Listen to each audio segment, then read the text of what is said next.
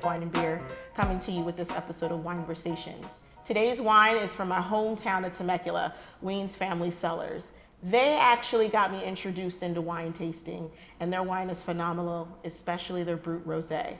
Today's WineVersation is with our guest, Consuelo Martinez, Deputy Mayor of the City of Escondido, and she's also our councilwoman in District 1. Our WineVersation is going to talk about how she's moving the needle in politics and how she and her leadership is going to help elevate the growth of Escondido. Welcome, Consuelo. Thank you for joining in on Sip Wine and Beer's WineVersations. So, before we start, I want to congratulate you on being elected as the second Latina woman on Escondido City Council. Thank you. I'm happy to be here. Yay. So, being elected second Latina woman is definitely a milestone. I can definitely say as a business owner, there are not a lot of people in Escondido that look like us. So let's talk about that journey and how you are now sitting with 3 other city council members representing the leadership of Escondido. Thank you. Well, I grew up in Escondido since the age of 4. I was born in Orange County, and my father brought our family here to Escondido when I was 4, and I love the city. I've never left. I was a very shy kid growing up here, and when I grew up here, now Latinos are the majority in Escondido. But when I grew up here in the 80s, we were considered the minority. So there wasn't a lot of people who looked like me. And even in school, I think I only had 2 Latino teachers in K to 12. So there wasn't a lot of people that I could look up to as role models that looked like me or that I could identify with.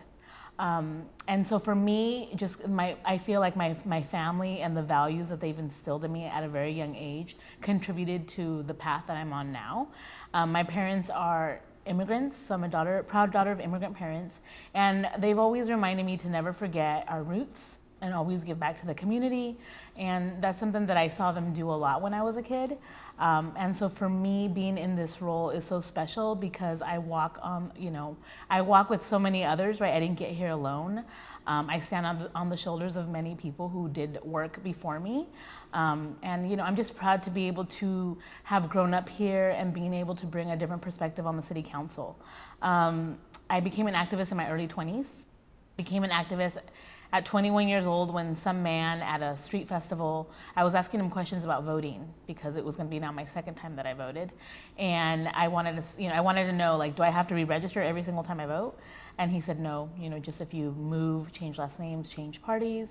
And he invited me to a meeting, the North County Latino Democrats. Okay. At the time. And I'm really glad that he did because this man completely changed the trajectory of my life. Talk about that, because on the city council, to be quite blunt, you have 2 Latinas on the city council, right. And the rest are white males.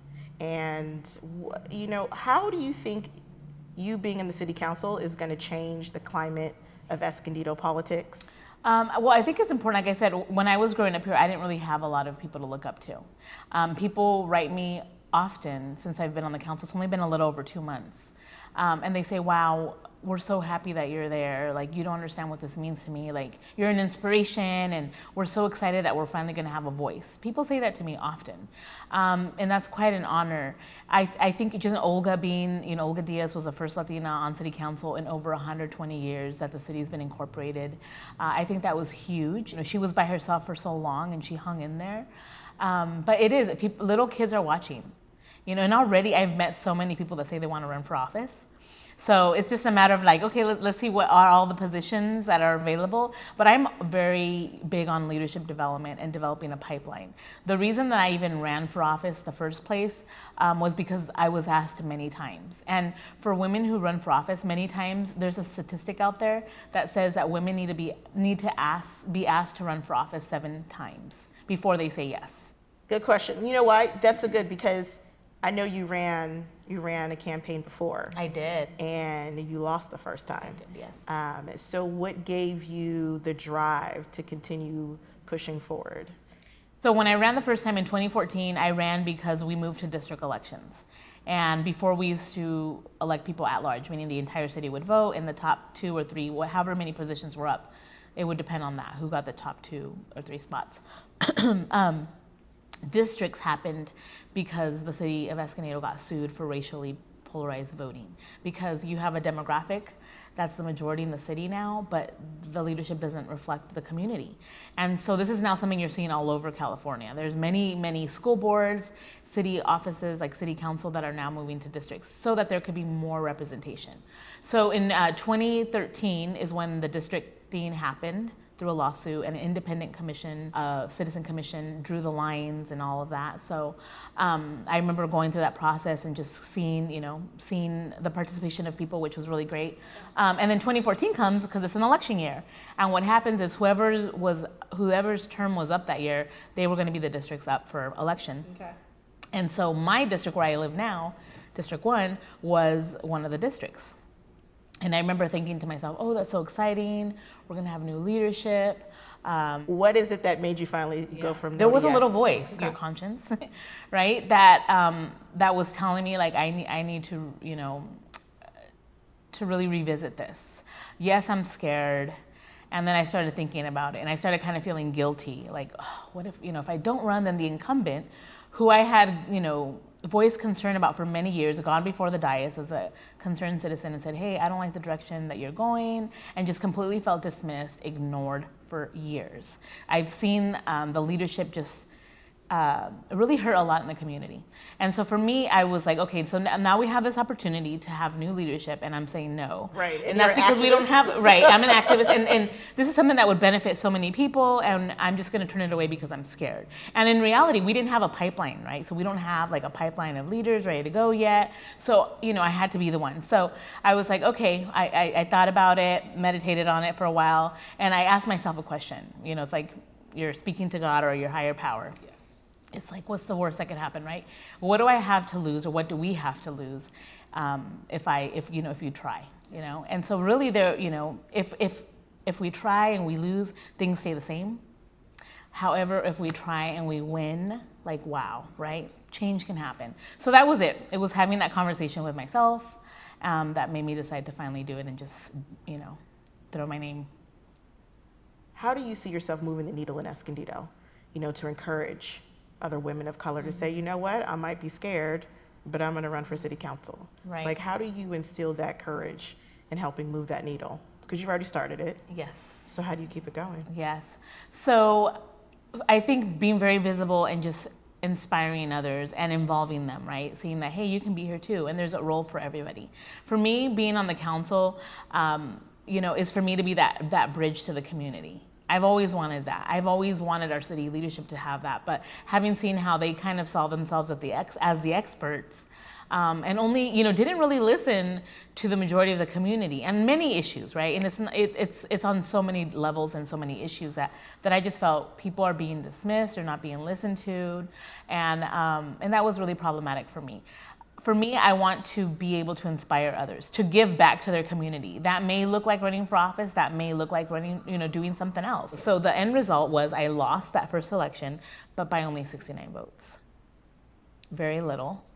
And so many things played into that. It was 2014, a midterm election. A lot of people don't turn out to vote on midterm elections. It was the first time that we've moved to district elections. I mean, people didn't even know there was an election. People didn't even know we had districts. And so there was just so much catching up to do. And I campaigned for about 10 months, but the door-to-door stuff started like late summer to the fall. And I had to raise a lot of money. And what does that feel like to lose to 69 votes? Because that's like your pinky toe is on the finish. It's so close. Yeah. And did you contemplate, were you sure that you were going to run again, or did you want to give up? Okay. So I wasn't sure. So losing is very hard. It's very hard, and it didn't really hit me, I think, right away. It's hard to explain. So I always say, like, I didn't cry because I lost. Like, I didn't cry. Like, there wasn't an emotion that I felt that I could remember. I mean, I was obviously very bummed. I think the night that the polls closed, I was behind by like 200 or 400 votes. And then I think the next morning it was like 200 votes. And I didn't even know what the count was until my friend, one of my really good friends from Houston, said, hey, sorry, sis, you did really great. Next time or something like that. And I was like, and so then I was like, oh, that's how I found out that I lost, right? So then I look at the phone, I'm like, oh, that's not cool. But what happened was it was agonizing because provisional ballots, mail ballots are being counted, and that takes a long time. Right. And so it was well over like 2 weeks until I found out like what the real numbers were.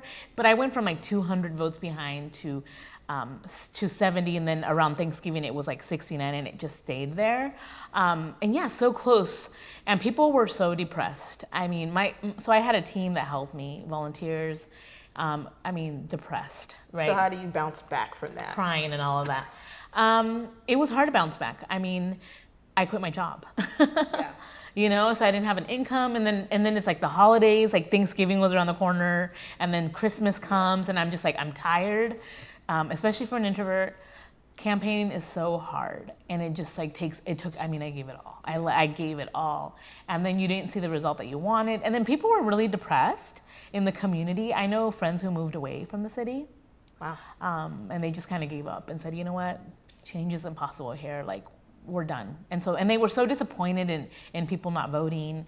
And for me, I was disappointed, but there's so much to process, and it really took a long time. But I wasn't mad at the community for not voting, because I know that for the very first time, the people that I knocked on their door, I was the first person who's ever knocked on their door. And I was extensive in the outreach. I mean, I talked to, my universe was like the entire district, right? I was not going to leave anyone behind. And a lot of the folks weren't used to being, talked to. And it wasn't maybe something in their habit of like, voting wasn't maybe something not in their habit. So I understand that. And I also know it's a midterm election, and dynamics and what's happening, political climate, it's like something has to motivate people to vote, right? And that was a year that a lot of incumbents were just being reelected. So then there wasn't anything huge. Yeah, so then you fast forward. You're on election number 2. Yes. You won by how many votes? Oh my gosh, I don't even know that last. I stopped checking. You won? Believe it or not. So very different, okay? I didn't know that I was gonna run again. I said, let me see what happens in 4 years. I might have a kid, my life may change, who knows, right? Anything can happen in 4 years. It went by fast. Yes. It seemed like a year. 4 years seemed like a year. So then election night, I was already ahead, and usually, that's not how it goes. It's like you'll get more votes at the end. So when I found out that I was ahead, as soon as the polls closed, the early voters, the mail voters, vote by mail voters, were already in my favor. I was like, wow, that's a great sign. And so what did you do different? So there's a lot of things I think that contributed. What I did different was I kept track of who I had talked to in 2014. Okay. So I went back to those. Wow. Right, like, hey, remember me? I'm back. Right. I also had a platform now. I really feel in 2014 I didn't really have a platform, because I was a brand new candidate. I didn't know what I was doing. Even my campaign manager, we're like, hey, we've never done this before. Let's go. We're learning as we go. I learned a lot. Okay. I learned a lot from the first campaign. My skin, I had thick skin now. Yes. Right? I've heard. So that campaign, so the 2014 campaign completely made, like, I grew up more, I just became stronger, more resilient. I changed for the better, I feel. And so I now had name recognition. People saw that I was a serious and viable candidate because of how close I got. So people were like, wow, she almost won. Yeah. She almost ousted an incumbent. And so that was like perspective, right, for a lot of people. And I think people in those 4 years, everyone was like, oh, I'm going to help you. You need to do it again. You need to do it again. And of course, I just wanted to wait and make sure that, let's see what happens, right? You just never know. But I had wanted to try again because we got so close, and I felt that we needed to finish what we started. Well, I applaud you for a number of reasons. Regardless of, I think it's important to understand that work ethic is about failure. It's about not knowing where to start. It's about making the decision to say yes and listening to that voice. Yes. And I also think it's about, like you said, resilience. I'm really happy that you are on board to change the narrative in Escondido. I met with your mayor, Paul McNamara, earlier, had a great conversation, and I am really happy as a business owner and as a Black woman living in Escondido to see representation here. So I want to cheers to you to changing the narrative in social justice and politics. Awesome. Thank you. Yes.